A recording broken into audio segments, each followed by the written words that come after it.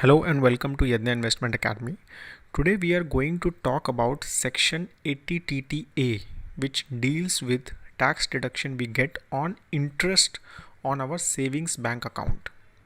Interest on savings bank account was earlier taxable as per the slab rates, but from 1st April 2012, an amendment has been brought in the Income Tax Act and deduction of up to rupees 10,000 is allowed under Section 80TTA for interest earned in a financial year on deposits from savings bank account, cooperative bank account, or post office savings scheme.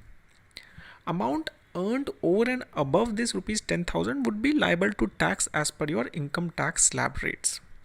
This deduction under Section 80TTA is only available to individuals and HUFs and is over and above the deduction provided under Section 80C.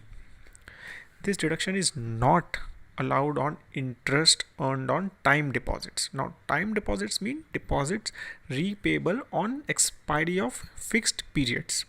So it shall not be allowed for interest from fixed deposits, interest from recurring deposits, or any other time deposits such as post office fixed deposit, etc.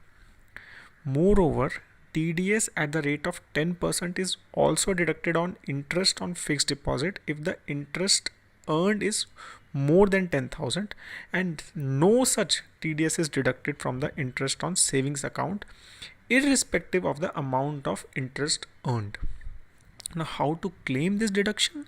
First, add your total interest income, that is total income you have earned from savings account as interest, under the head income from other sources in your ITR. You will find the deduction under Section 80 deduction 80TTA.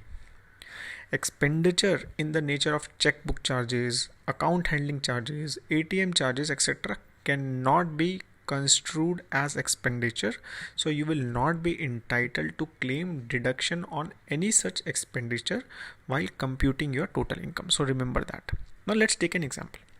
Your total interest income from suppose savings bank account is rupees 12,000 for financial year 2017-18.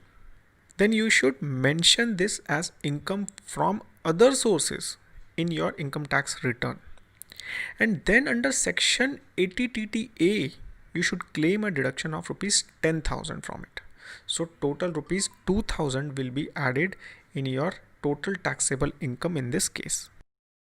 One question which frequently being asked on this section is that if I earn interest from multiple savings account, can I claim deduction on all of them? So answer here is there is no provision for separate tax deduction on individual savings account. So all that savings account per individual are considered as one for this section. So you can claim a maximum of rupees 10,000 deduction on the total of interest earned from all your savings account. That is all we have on this topic. If you have any question on this section, please do write in the comment section below. Before we close, we want to tell you about our new financial planning portal where you can create your financial plan for free. More details in the description of the video. Thank you for watching the video. Have a great time ahead. Jai Hind.